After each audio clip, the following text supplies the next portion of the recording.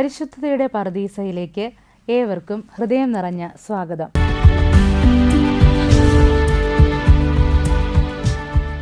ഭാരതത്തിൻ്റെ മണ്ണിൽ ജനിച്ചു വളർന്ന് അയൽ രാജ്യമായ ശ്രീലങ്കയിൽ ക്രിസ്തു വിശ്വാസത്തിൻ്റെ കനലുകൾ അണയാതെ കാത്തുസൂക്ഷിച്ച ധീരനായ ഒരു മിഷനറിയെയാണ് ഇന്ന് നാം പരിചയപ്പെടുന്നത്. വിശുദ്ധ ജോസഫ് വാസ്.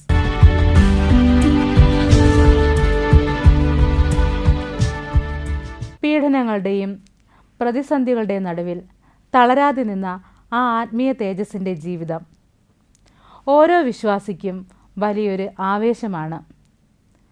വേഷപ്രച്ഛന്നനായി നടന്ന് സുവിശേഷം പ്രസംഗിച്ച ഈ ഇന്ത്യൻ മിഷനറിയുടെ വിസ്മയകരമായ ജീവിതത്തിലേക്ക് നമുക്ക് നോക്കാം. 1651 ഏപ്രിൽ 21 ഗോവയിലെ ബനൗലിം എന്ന ഗ്രാമത്തിലാണ് ജോസഫ് വാസ് ജനിച്ചത്. ഭക്തരായ ക്രിസ്റ്റഫർ വാസിൻ്റെയും മരിയ മിറാൻഡയുടെയും മകനായി ജനിച്ച അദ്ദേഹത്തിന് ചെറുപ്പം മുതലേ ആത്മീയ കാര്യങ്ങളിൽ വലിയ താല്പര്യമായിരുന്നു. പ്രാഥമിക പഠനത്തിന് ശേഷം അദ്ദേഹം ഗോവയിൽ തന്നെ തത്വശാസ്ത്രത്തിലും ദൈവശാസ്ത്രത്തിലും ഉന്നത പഠനം നടത്തി. ശാന്ത സ്വഭാവിയായ അദ്ദേഹം പ്രാർത്ഥനയിലും ലളിത ജീവിതത്തിലും വളരെയധികം ശ്രദ്ധ കേന്ദ്രീകരിച്ചിരുന്നു. കുട്ടിക്കാലം മുതൽക്കേ അദ്ദേഹം തൻ്റെ ചുറ്റുമുള്ള പാവപ്പെട്ടവരോടും രോഗികളോടും വലിയ കരുണ കാണിച്ചിരുന്നു. പഠനത്തിൽ മിടുക്കനായിരുന്ന അദ്ദേഹം ലൗകികമായ നേട്ടങ്ങളെക്കാൾ ദൈവഹിതത്തിനനുസരിച്ച് ജീവിക്കാനാണ് ആഗ്രഹിച്ചത്. തൻ്റെ സുഹൃത്തുക്കൾക്കും ബന്ധുക്കൾക്കും അദ്ദേഹം വലിയൊരു മാതൃകയായിരുന്നു. ഗോവയിലെ ആത്മീയ അന്തരീക്ഷം അദ്ദേഹത്തിൻ്റെ ഉള്ളിലെ പ്രേക്ഷിത തീക്ഷ്ണത വർദ്ധിപ്പിക്കാൻ സഹായിച്ചു. 1676 അദ്ദേഹം വൈദികനായി അഭിഷിക്തനായി. ഒരു യുവ വൈദികൻ എന്ന നിലയിൽ അദ്ദേഹം ജനങ്ങൾക്കിടയിൽ വലിയ സ്വാധീനം ചെലുത്തി. ആഴമായ വചനപ്രഘോഷണവും കുമ്പസാരക്കൂട്ടിലെ ക്ഷമയും അദ്ദേഹത്തെ ജനങ്ങൾക്ക് പ്രിയപ്പെട്ടവനാക്കി. എന്നാൽ ദൈവം അദ്ദേഹത്തെ വിളിച്ചത് ഗോവയിലെ സുരക്ഷിതമായ ജീവിതത്തിനല്ല, മറിച്ച് കടലുകൾക്കപ്പുറമുള്ള വലിയൊരു ദൗത്യത്തിനാണെന്ന് അദ്ദേഹം വൈകാതെ തിരിച്ചറിഞ്ഞു. ദരിദ്രർക്ക് വേണ്ടി ജീവിക്കാനുള്ള ആഗ്രഹം അദ്ദേഹത്തെ ഗോവയിലെ തദ്ദേശീയരായ വൈദികരുടെ ഒരു കൂട്ടായ്മ രൂപീകരിക്കാൻ പ്രേരിപ്പിച്ചു. ഇത് പിന്നീട് ഓറട്ടറി ഓഫ് സെയിൻറ്റ് ഫിലിപ്പ് നേരി എന്ന സന്യാസ സഭയായി വളർന്നു. സ്വന്തം നാട്ടിലെ വൈദികർ തന്നെ സുവിശേഷ പ്രഘോഷണത്തിന് മുന്നിട്ടിറങ്ങണമെന്ന് അദ്ദേഹം ആഗ്രഹിച്ചു. ഒരു മഹത്തായ മിഷനറി യാത്രയുടെ അടിത്തറ ഗോവയുടെ മണ്ണിൽ നിന്ന് അദ്ദേഹം പണിയുകയായിരുന്നു. ശ്രീലങ്കയിൽ അക്കാലത്ത് കത്തോലിക്ക സഭ കടുത്ത പീഡനങ്ങൾ നേരിടുകയായിരുന്നു. ഡച്ചുകാർ ലങ്ക പിടിച്ചടക്കിയതോടെ കത്തോലിക്ക വിശ്വാസം നിരോധിക്കപ്പെടുകയും വൈദികർക്ക് പ്രവേശനമില്ലാതാവുകയും ചെയ്തു. വിശ്വാസികൾക്ക് ആത്മീയമായ കൂദാശകൾ ലഭിക്കാത്ത സാഹചര്യമാണെന്ന് അറിഞ്ഞ ജോസഫ് വാസിൻ്റെ ഹൃദയം തകർന്നു. ലങ്കയിലെ അനാഥരായ വിശ്വാസികൾക്ക് വേണ്ടി അവിടേക്ക് പോകാൻ അദ്ദേഹം തീരുമാനിച്ചു. എന്നാൽ ലങ്കയിലേക്ക് പോകുന്നത് മരണത്തിലേക്കുള്ള യാത്രയാണെന്ന് അദ്ദേഹത്തിന് അറിയാമായിരുന്നു. ഡച്ച് ഭരണകൂടം കത്തോലിക്ക വൈദികരെ കണ്ടാൽ തടവിലാക്കുകയോ വധിക്കുകയോ ചെയ്യുമായിരുന്നു. എന്നിട്ടും തൻ്റെ നിയോഗത്തിൽ നിന്ന് പിന്മാറാൻ അദ്ദേഹം തയ്യാറായില്ല. 1687 വേഷപ്രച്ഛന്നനായി ഒരു കൂലിപ്പണിക്കാരൻ്റെ വേഷത്തിൽ അദ്ദേഹം ലങ്കയുടെ തീരത്തിറങ്ങി. കയ്യിൽ ഒരു ജപമാല മാത്രമായിരുന്നു അദ്ദേഹത്തിൻ്റെ ഏക സമ്പാദ്യം. ഒരു യാചകനെ പോലെ അദ്ദേഹം ലങ്കയിലെ തെരുവുകളിലൂടെ നടന്നു. പകൽ സമയങ്ങളിൽ ഒളിച്ചിരിക്കുകയും രാത്രികാലങ്ങളിൽ രഹസ്യമായി വിശ്വാസികളുടെ വീടുകൾ സന്ദർശിക്കുകയും ചെയ്തു. ഭാഷയും സംസാരവും പഠിച്ചെടുക്കാൻ അദ്ദേഹം കഠിനമായി പരിശ്രമിച്ചു. താനൊരു വൈദികനാണെന്ന് വെളിപ്പെടുത്താതെ ജനങ്ങളെ ആശ്വസിപ്പിച്ചു. വിശ്വാസം സംരക്ഷിക്കാനായി അദ്ദേഹം നടത്തിയ ഈ ത്യാഗങ്ങൾ മിഷനറി ചരിത്രത്തിലെ സമാനതകളില്ലാത്ത അധ്യായമാണ്. തൻ്റെ കഴുത്തിൽ ധരിച്ചിരുന്ന ജപമാല കാണിച്ചാണ് അദ്ദേഹം കത്തോലിക്കരെ തിരിച്ചറിഞ്ഞിരുന്നത്. വളരെ കാലം വൈദികനെ കാണാത്ത അവിടുത്തെ ജനങ്ങൾക്ക് ജോസഫ് വാസ് ഒരു മാലാഖയെ പോലെയായിരുന്നു. ശത്രുക്കളുടെ കണ്ണു വെട്ടിച്ച് കാടുകളിലൂടെയും മലകളിലൂടെയും അദ്ദേഹം സഞ്ചരിച്ചു. വിശപ്പും ദാഹവും അറിഞ്ഞില്ല. തൻ്റെ മക്കൾക്ക് വേണ്ടി ദൈവത്തിൻ്റെ സ്നേഹം എത്തിക്കുക എന്നതായിരുന്നു അദ്ദേഹത്തിൻ്റെ ഒരേയൊരു ലക്ഷ്യം. ശ്രീലങ്കയിലെ ബുദ്ധമത രാജാവായിരുന്ന വിമലാധർമ്മ സൂര്യ രണ്ടാമൻ്റെ രാജ്യമായ കാൻഡിയിലേക്ക് അദ്ദേഹം പിന്നീട് യാത്രയായി. അവിടെ വെച്ച് അദ്ദേഹം ഡച്ചുകാരുടെ ചാരനാണെന്ന സംശയത്തിൽ തടവിലാക്കപ്പെട്ടു. മാസങ്ങളോളം അദ്ദേഹം ജയിലിൽ കഴിയേണ്ടി വന്നു. എന്നാൽ ജയിലിനുള്ളിലും അദ്ദേഹം പ്രാർത്ഥന കൈവിട്ടില്ല. ജയിൽ ഉദ്യോഗസ്ഥരോടും സഹതടവുകാരോടും അദ്ദേഹം കരുണയോടെ പെരുമാറി. അക്കാലത്ത് ക്യാൻഡിയിൽ കടുത്ത വരൾച്ചയുണ്ടായി. രാജാവും പ്രജകളും പ്രാർത്ഥിച്ചിട്ടും മഴ പെയ്തില്ല. ഈ അവസരത്തിൽ രാജാവ് ജോസഫ് വാസിനോട് തൻ്റെ ദൈവത്തോട് മഴയ്ക്കായി പ്രാർത്ഥിക്കാൻ ആവശ്യപ്പെട്ടു. ജോസഫ് വാസ് പരസ്യമായ ഒരു മൈതാനത്ത് വിശുദ്ധ കുരിശിൻ്റെ രൂപം വെച്ച് പ്രാർത്ഥിച്ചു.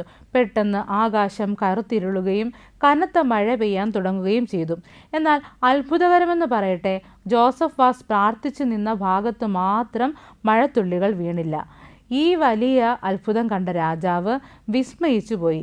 ജോസഫ് വാസ് ഒരു ചാരനല്ലെന്നും ദൈവത്തിൻ്റെ മനുഷ്യനാണെന്നും രാജാവിന് ബോധ്യപ്പെട്ടു. അദ്ദേഹം ജോസഫ് വാസിനെ സ്വതന്ത്രനാക്കുകയും ലങ്കയിൽ എവിടെയും സുവിശേഷം പ്രസംഗിക്കാനുള്ള അനുവാദം നൽകുകയും ചെയ്തു. രാജാവിൻ്റെ ഈ സംരക്ഷണം ലങ്കയിലെ കത്തോലിക്ക സഭയുടെ പുനരുദ്ധാരണത്തിന് വലിയ സഹായമായി മാറി. ഒരു തടവുകാരനിൽ നിന്ന് രാജാവിൻ്റെ ആദരവ് ഏറ്റുവാങ്ങുന്ന ഒരു വ്യക്തിയിലേക്കുള്ള അദ്ദേഹത്തിൻ്റെ മാറ്റം ദൈവത്തിൻ്റെ ഇടപെടലായിരുന്നു. മഴ പെയ്ച്ച ആ അത്ഭുതം ഇന്നും ശ്രീലങ്കൻ വിശ്വാസികൾ വലിയ ഭക്തിയോടെ ഓർക്കുന്നു. ക്യാൻഡിയിലെ രാജാവിൻ്റെ കൊട്ടാരത്തിൽ അദ്ദേഹത്തിന് വലിയ സ്ഥാനം ലഭിച്ചെങ്കിലും അദ്ദേഹം തൻ്റെ ലാളിത്യം തുടർന്നു. അധികാരത്തെ സുവിശേഷ പ്രഘോഷണത്തിനുള്ള ഒരു ഉപാധിയായി മാത്രമാണ് അദ്ദേഹം കണ്ടത്. ശ്രീലങ്കയിൽ വസൂരി രോഗം പടർന്നു പിടിച്ച കാലത്ത് ജോസഫ് വാസ് കാണിച്ച കരുണ അതിരുകളില്ലാത്തതായിരുന്നു. രോഗം ബാധിച്ചവരെ സ്വന്തം ബന്ധുക്കൾ പോലും ഉപേക്ഷിച്ചു പോയപ്പോൾ ജോസഫ് വാസ് അവരെ ശുശ്രൂഷിക്കാനായി മുന്നിട്ടിറങ്ങി. രോഗബാധിതരുടെ മുറിവുകൾ കഴുകുകയും അവർക്ക് ഭക്ഷണം നൽകുകയും ചെയ്തു. മരിക്കുന്നവർക്ക് ആത്മീയമായ കൂദാശകൾ നൽകി അവരെ യാത്രയാക്കി. രോഗം പടരുമെന്ന് ഭയന്ന് രാജാവ് പോലും നഗരം വിട്ടുപോയപ്പോൾ ജോസഫ് വാസും സഹപ്രവർത്തകരും നഗരത്തിൽ തന്നെ തുടർന്നു. ജാതിമത ഭേദമന്യേ അദ്ദേഹം എല്ലാവരെയും ശുശ്രൂഷിച്ചു. അദ്ദേഹം കാണിച്ച ഈ നിസ്വാർത്ഥ സ്നേഹം ലങ്കയിലെ അക്രൈസ്തവരുടെ പോലും ഹൃദയം കീഴടക്കി. സ്നേഹം കൊണ്ടാണ് അദ്ദേഹം ജനങ്ങളെ കീഴടക്കിയത്.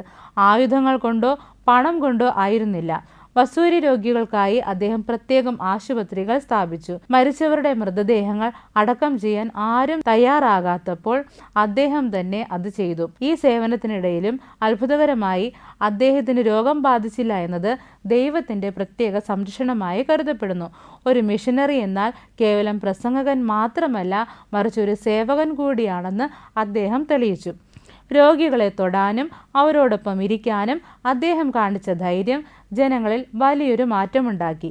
കത്തോലിക്ക മതം സ്നേഹത്തിൻ്റെ മതമാണെന്ന് ലങ്കയിലെ ബുദ്ധമതക്കാരും ഹൈന്ദവരും തിരിച്ചറിഞ്ഞു. അദ്ദേഹത്തിൻ്റെ പ്രവർത്തനങ്ങൾ കണ്ട രാജാവ് അദ്ദേഹത്തോട് കൂടുതൽ ആദരവ് കാണിച്ചു. ലങ്കയുടെ ആത്മീയ മണ്ണിൽ വിശുദ്ധിയുടെ വിത്തുകൾ പാകാൻ ആ വസൂരി കാലം ഒരു നിമിത്തമായി മാറി. ശ്രീലങ്കയിൽ സുവിശേഷം ഫലപ്രദമായി എത്തിക്കാൻ അവിടുത്തെ പ്രാദേശിക ഭാഷകളായ സിംഹളയും തമിഴും പഠിക്കേണ്ടത് അത്യാവശ്യമാണെന്ന് അദ്ദേഹം തിരിച്ചറിഞ്ഞു. ഇതിനായി അദ്ദേഹം കഠിനമായി പ്രയത്നിച്ചു. ഇത് 2 ഭാഷകളിലും പ്രാർത്ഥനാ പുസ്തകങ്ങളും വേദോപദേശങ്ങളും അദ്ദേഹം തയ്യാറാക്കി. വിദേശിയായ ഒരു മിഷനറി എന്നതിലുപരി ഒരു തദ്ദേശീയനായി മാറാൻ അദ്ദേഹം ആഗ്രഹിച്ചു. അവിടുത്തെ സംസ്കാരത്തെ മാനിച്ചുകൊണ്ട് അദ്ദേഹം ക്രിസ്തീയ ഭക്തിഗാനങ്ങളും നാടകങ്ങളും രചിച്ചു. ഇത് ജനങ്ങൾക്ക് വിശ്വാസത്തെ കൂടുതൽ ലളിതമായി മനസ്സിലാക്കാൻ സഹായിച്ചു.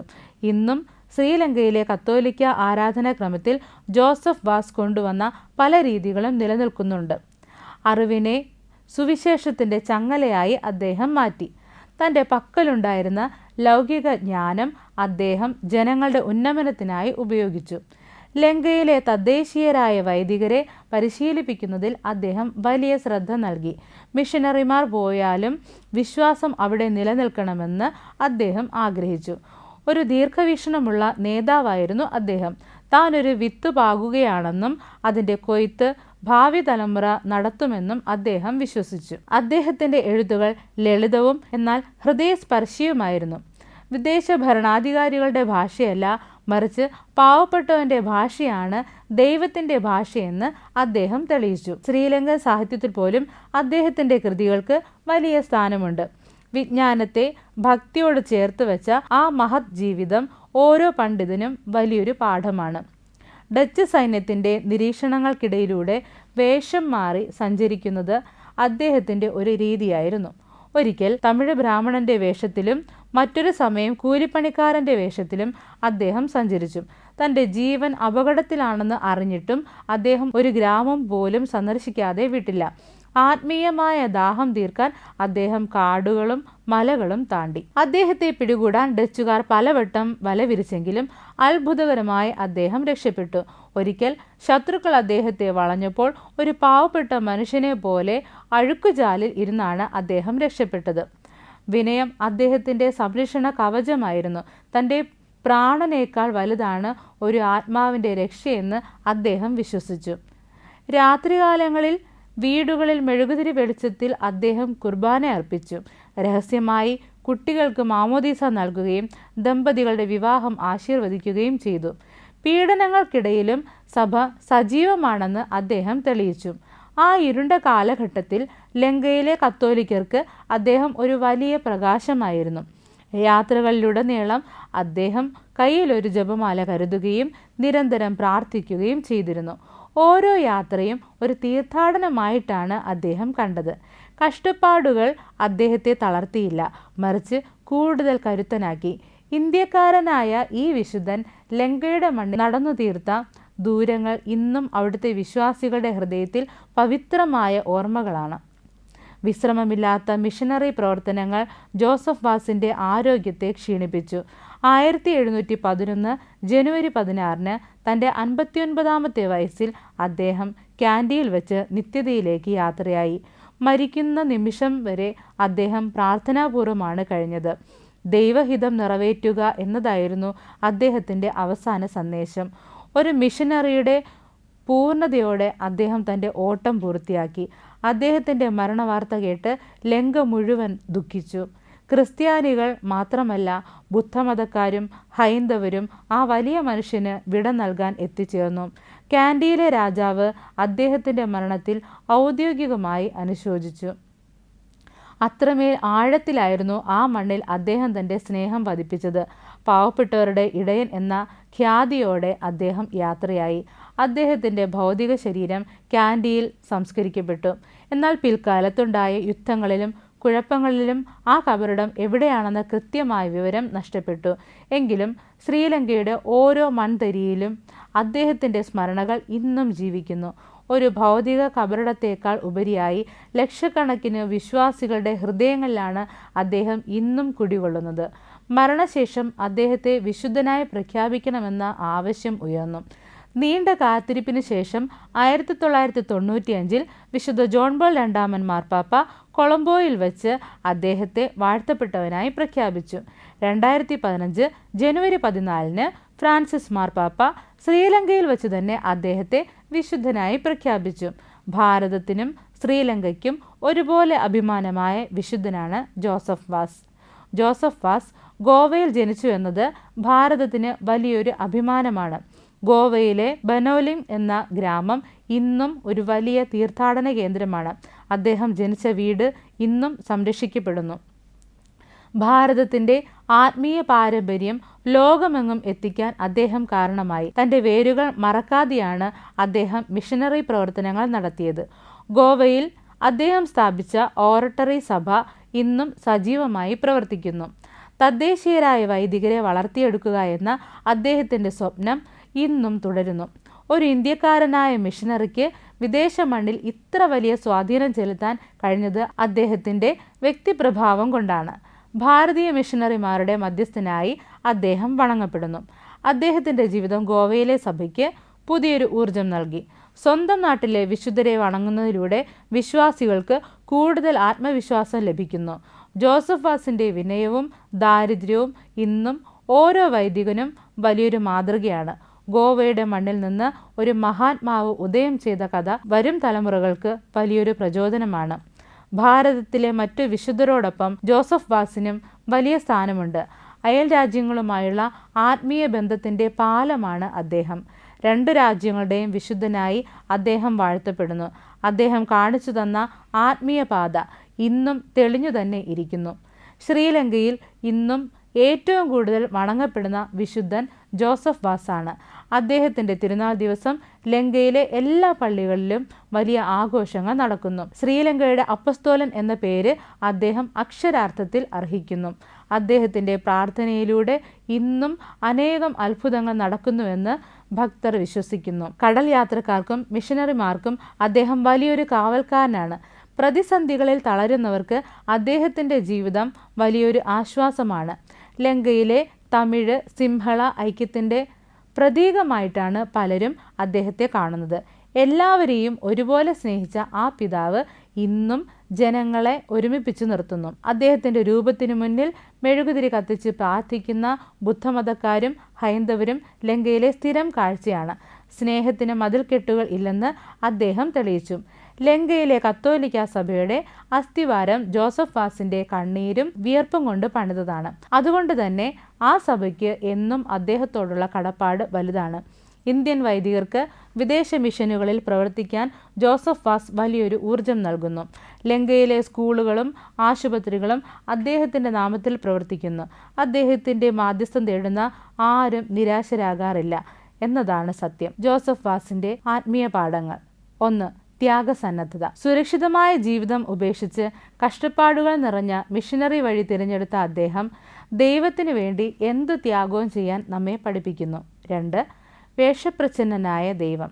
പാവപ്പെട്ടവൻ്റെയും യാചകൻ്റെയും വേഷത്തിൽ ക്രിസ്തുവിനെ കണ്ട ജോസഫ് വാസ് സഹജീവികളിൽ ദൈവത്തെ കാണാൻ നമ്മെ പ്രേരിപ്പിക്കുന്നു. 3. പീഡനങ്ങളിൽ തളരാതിരിക്കുക. വിശ്വാസത്തിനു വേണ്ടി ജയിലിൽ കിടക്കുമ്പോഴും ദൈവത്തിൽ ആശ്രയിക്കാൻ അദ്ദേഹം നമുക്ക് കാണിച്ചു തരുന്നു. 4. രോഗികളുടെ ശുശ്രൂഷ. വസൂരി രോഗികളെ ശുശ്രൂഷിച്ച അദ്ദേഹത്തിൻ്റെ മാതൃക രോഗികളോടുള്ള കരുണയുടെ വലിയൊരു പാഠമാണ്. 5. സംസ്കാരങ്ങളെ മാനിക്കുക. സുവിശേഷം അറിയിക്കുമ്പോൾ അവിടുത്തെ ഭാഷയും സംസ്കാരവും ഉൾക്കൊള്ളാൻ അദ്ദേഹം കാണിച്ച മനസ്സ് വലിയൊരു തിരിച്ചറിവാണ്. 6. വിനയം.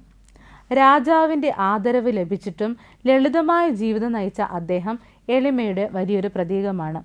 7. ദൈവഹിതത്തിന് കീഴടങ്ങുക. സ്വന്തം ആഗ്രഹങ്ങളെക്കാൾ ദൈവത്തിൻ്റെ പ്ലാനുകൾക്ക് ജീവിതം വിട്ടുകൊടുക്കുക. ജോസഫ് വാസ് അധികാരത്തിൻ്റെ തിളക്കങ്ങളെക്കാൾ വിശ്വാസത്തിൻ്റെ കനലുകളെ സ്നേഹിച്ച ഭാരതത്തിൻ്റെ പ്രിയപുത്രൻ. ഗോവയുടെ തീരങ്ങളിൽ നിന്ന് ലങ്കയുടെ മലനിരകളിലേക്ക് അദ്ദേഹം നടത്തിയ ആത്മീയ യാത്ര ഒരു മിഷനറിയുടെ യഥാർത്ഥ വിജയഗാഥയാണ്. വേഷം മാറി നടന്ന് സുവിശേഷം പ്രസംഗിച്ചപ്പോഴും രോഗികളുടെ മുറിവുകൾ കഴുകിയപ്പോഴും അദ്ദേഹം കാണിച്ചു തന്നത് ക്രിസ്തുവിൻ്റെ യഥാർത്ഥ മുഖമാണ്. ഇന്നത്തെ നമ്മുടെ സാമൂഹിക സാഹചര്യത്തിലും ജോസഫ് വാസിൻ്റെ ജീവിതത്തിന് വലിയ പ്രസക്തിയുണ്ട്. അയൽ രാജ്യങ്ങൾ തമ്മിലുള്ള ബന്ധങ്ങൾ സങ്കീർണമാകുമ്പോഴും വിശ്വാസത്തിൻ്റെ പേരിൽ മനുഷ്യർ അകന്നു പോകുമ്പോഴും സ്നേഹം കൊണ്ട് പാലം പണിത ജോസഫ് വാസ് നമുക്കൊരു മാതൃകയാണ്. ജാതിയുടെയും മതത്തിൻ്റെയും പേരിൽ വേർതിരിവുകൾ സൃഷ്ടിക്കുന്ന ഇന്നത്തെ ലോകത്തിന് വസൂരി രോഗികളെ ജാതി നോക്കാതെ ശുശ്രൂഷിച്ച വിശുദ്ധൻ വലിയൊരു സന്ദേശമാണ് നൽകുന്നത്. പദവികൾക്കും സുരക്ഷിതത്വത്തിനും പിന്നാലെ ഓടുന്ന നാം മറ്റുള്ളവർക്ക് വേണ്ടി എന്ത് ത്യാഗം ചെയ്യാൻ തയ്യാറാണെന്ന് ഈ വിശുദ്ധൻ നമ്മോട് ചോദിക്കുന്നു. നമ്മുടെ ഇടയിലെ രോഗികളെയും അവഗണിക്കപ്പെട്ടവരെയും ചേർത്തു പിടിക്കാൻ ജോസഫ് വാസിൻ്റെ മാതൃക നമുക്ക് പ്രചോദനമാകട്ടെ. സത്യം വിളിച്ചു പറയുവാനും വിശ്വാസത്തിനു വേണ്ടി നിലകൊള്ളാനും ഈ വിശുദ്ധൻ്റെ സ്മരണകൾ നമുക്ക് ആത്മധൈര്യം പകരട്ടെ. പരിശുദ്ധതയുടെ പറുദീസയുടെ ഇന്നത്തെ എപ്പിസോഡ് ഇവിടെ പൂർണ്ണമാകുന്നു.